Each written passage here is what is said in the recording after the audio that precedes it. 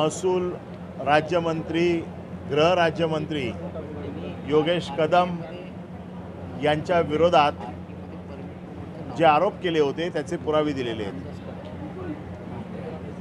सुरुवातीला एका प्रश्नाच्या माध्यमातून लोकप्रतिनिधी वाळूची चोरी कशी करतायत आणि जी वाळू 5 ब्रास घरकुलाला मिळाला पाहिजे शेतकऱ्यांना ती न मिळता यांच्या संस्थांमध्ये कशी जाते, यांचे चिट्टेपिट्टे कसे घेऊन जात आहेत त्याचे पुरावे फोटोसकट जिओ टॅग लावून ज्या ज्या पद्धतीने हवं होतं तसे दिलेले आहेत। त्याचबरोबर सावली रेस्टॉरंट अँड बार हा एक डान्स बार आहे।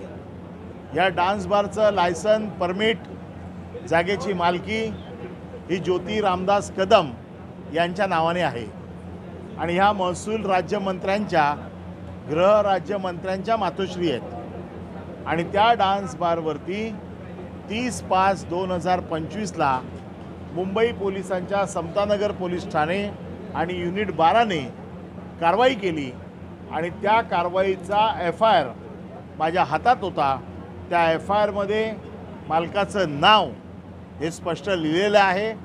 त्याचबरोबर कायदा असा म्हणतो की ज्याच्या नावाने परमिट असलं आणि त्याने जरी चालवायला दिलं तरी कुठलाही व्हायोलेशन जर झालं असेल तर त्याची मूळ जबाबदारी ही मालकाकडेच असते आणि म्हणून हे सगळे कागदपत्र मी या सभागृहात दिलेले आहेत आणि मुख्यमंत्र्यांना मी आव्हान दिलेलं आहे की मी दिलेली कागदपत्र ही माहितीच्या अधिकारात दिलेली कागदपत्र आहेत। त्या डान्स बारवरती पोलिसांनी रेड केलेली आहे। 22 बाला अश्लील नृत्य करताना तिकडे पकडल्या गेल्या आहेत। त्याचा व्हिडिओ पोलिसांकडे आहे। त्याच्या बाबतीतला पंचनामा आहे। 22 गिरायकं पकडली आहेत, त्याच्यात रोकड पकडलेली आहे। त्यामुळे ह्याची आणखीन वेगळी चौकशी ती काय करायची, कारण पोलिसांचाच अहवाल आहे। त्यामुळे मला असं वाटतं आता मुख्यमंत्र्यांनी शेवटी सांगितलं आहे की आपल्याकडे असलेले सर्व पुरावे माझ्याकडे पाठवा, कारण आमचं आता मुख्यमंत्र्यांच्याचकडे लक्ष लागलेलं आहे। कारण उपमुख्यमंत्र्यांनी त्यांच्या संपूर्ण भाषणात मी केलेल्या आरोपावरती अवाक्षरही काढलेलं नाही। त्यामुळे मुख्यमंत्र्यांकडे माझं लक्ष लागलं आहे की मी दिलेल्या पुराव्यांवरती मुख्यमंत्री काय कारवाई करतात। योगेश कदम यांनी त्याच आरोपांवर उत्तर दिलं।